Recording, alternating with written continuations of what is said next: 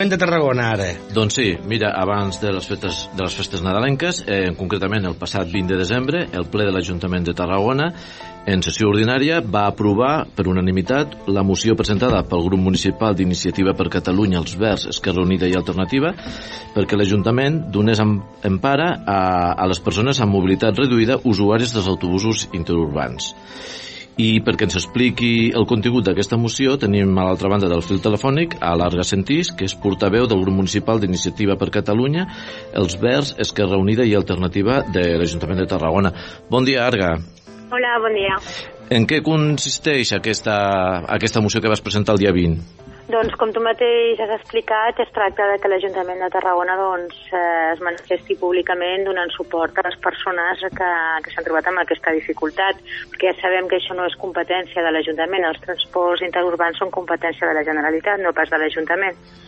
Però encara que no sigui competència de l'Ajuntament, sí que és important que l'Ajuntament insti la Generalitat a controlar, a forçar que les empreses adjudicatàries compleixin amb la normativa i facilitin la mobilitat de les persones que necessiten agafar aquests autobusos per desplaçar-se normalment. Com us va arribar aquesta queixa?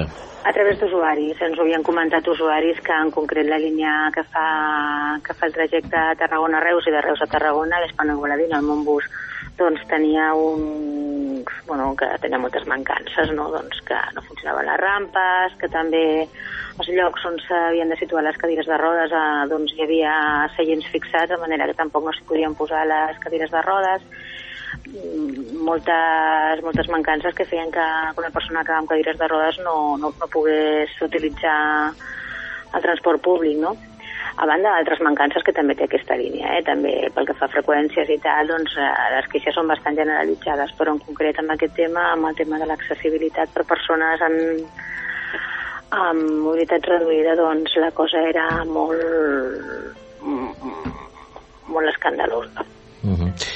I, a veure, teniu l'esperança de que la moció aquesta, que després suposo arribarà a la Generalitat, a Transports de la Generalitat, hi hagi conseqüències?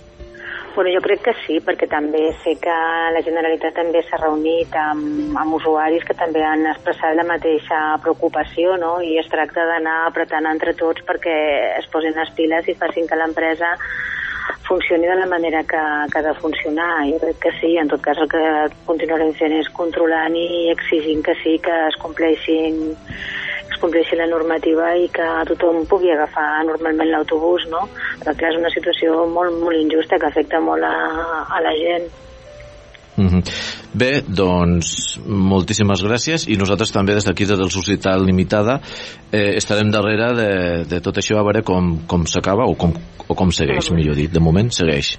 Molt bé. Moltes gràcies per la vostra intervenció. Gràcies a vosaltres, que vagi molt bé. Adéu, bon dia.